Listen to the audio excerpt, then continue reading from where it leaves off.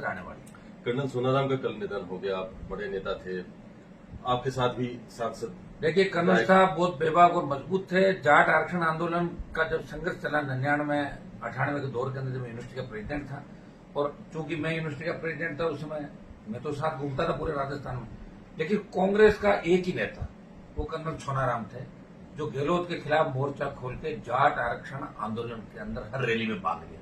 वो दमदार थे, मजबूत थे, एक दबंग आवाज थी किसानों की देश के अंदर। 4 बार सांसद, 1 बार विधायक, और हमेशा उन्होंने किसान की बात पार्लियामेंट के अंदर, विधानसभा मजबूती से कही, और सत्ता के खिलाफ भी भिड़ जाते थे। उनकी लड़ने भिड़ने की आदत थी। आज हमारे बीच वो नहीं रहे। व्यक्तिगत रूप से हमारे को क्षति हुई, किसानों को क्षति हुई, समाज को हुई, राजस्थान को हुई।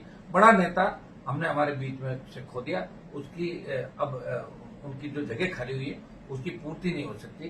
कर्नल साहब के जाने से किसानों के अंदर भारी दुख है राजस्थान के अंदर, और आज बाड़मेर से लेके दिल्ली तक का किसान महसूस करा कि हमारा एक बड़ा नेता हमारे बीच से चला गया। ईश्वर उनके परिवार को इस दुख की घड़ी को सहने की ताकत दे, और कर्नल सोनाराम जी को भी हम सच्ची श्रद्धांजलि अर्पित करते हैं। बाड़मेर के उम्मीदवार जी भी श्रद्धांजलि देने गए थे, राजस्थान के और कोई दूसरे नेता नहीं थे। देखिए, मैं कोई कांग्रेस पर आरोप नहीं लगा रहा हूं, लेकिन जिस तरह 2 घटनाएं हुई दिल्ली के अंदर, एक हमारे राज्यपाल, पूर्व राज्यपाल सतपाल जी मलिक, जिन्होंने पहलवान बेटियों के लिए और किसानों के लिए बीजेपी में रहते हुए बोला कि भाई अन्याय हो रहा है, किसानों के बिल वापिस होने चाहिए, और दूसरे कर्नल सोनाराम। सतपाल मलिक की जब डेथ हुई, उनको बिना तिरंगे उनका दाह संस्कार किया गया, एक तरीके से अपमानित किया किसान के बेटे को, बीजेपी ने किया। और कर्नल साहब का जो अपमान है कांग्रेस पार्टी ने इसलिए किया कि आज हाउस चल रहा है, उसके बावजूद कोई कांग्रेस का बड़ा नेता कर्नल साहब को श्रद्धांजलि देने नहीं गया। और 8:30 बजे हॉस्पिटल से लेके और वो एयर एम्बुलेंस से बॉडी लेके बाड़मेर गए। वो देश के नेता थे। कांग्रेस को ये चाहिए था कि 4-6 घंटे के लिए, एक दिन के लिए, जो पार्टी का कार्यालय, इनका केंद्रीय कार्यालय, उसमें कर्नल साहब के शव को रखते, हम सब श्रद्धांजलि देते, हजारों लोग श्रद्धांजलि देने आते, और उसके बाद बाड़मेर लेते। वो कोई बाड़मेर के नेता नहीं थे, वो देश के कांग्रेस के कद्दावर नेता थे, और हमेशा एक सिस्टम के तहत उनका दिल्ली में भी अच्छे कनेक्शन थे नेताओं के। और इसमें मैं कांग्रेस पार्टी का भी ध्यान आकर्षित करूंगा। कांग्रेस क्या कर रही थी भाई?